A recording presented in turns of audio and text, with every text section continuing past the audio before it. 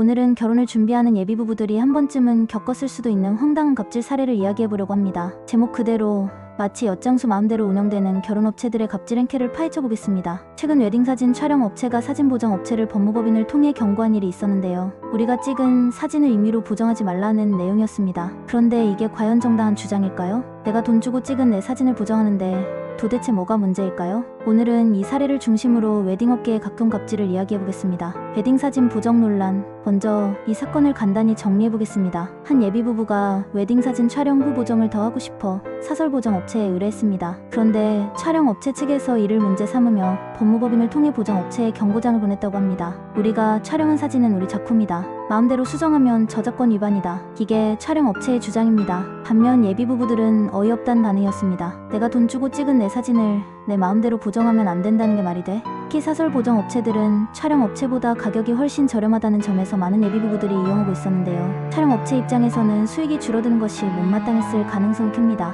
결국 자신들의 서비스 이용을 강제하기 위한 일종의 갑질로 보이는 것이죠.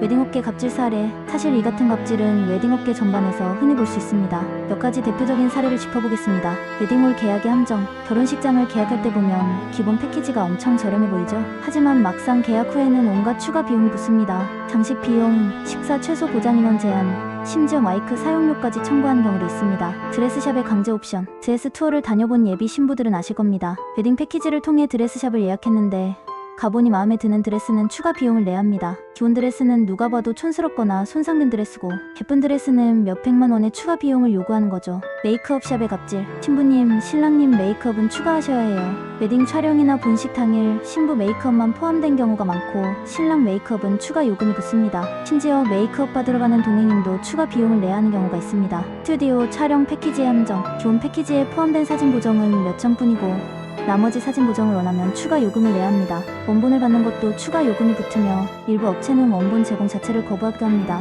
웨딩카 렌트 사기. 웨딩카를 계약했는데 사진과 전혀 다른 차가 오는 경우가 있습니다. 계약 시에는 최고급 세단을 보여주지만 실제 결혼식 날에는 연식이 오래된 차량을 보내기도 합니다. 신혼여행 업체의 강제 계약. 웨딩박람회에서 특별 할인을 내세우며 신혼여행 패키지를 계약하게 합니다. 하지만 정작 알아보면 개별 예약보다 훨씬 비싼 경우가 많고 취소 시 높은 위약금을 물려갑니다. 오늘은 웨딩업계의 갑질과 예비부부들이 피해를 보는 사례들에 대해 이야기해봤습니다. 결혼은 인생에서 가장 행복한 순간이어야 하는데 일부 업체들의 탐욕과 횡포로 인해 스트레스를 받는 일이 많죠. 예비부부 여러분, 부디 똑똑하게 계약하시고 피해를 보는 일이 없길 바랍니다. 혹시 여러분이 겪었던 황당한 웨딩 갑질 사례가 있다면 댓글로 공유해주세요. 오늘도 영상 봐주셔서 감사합니다. 도움이 되셨다면 좋아요와 구독, 알림 설정 부탁드릴게요.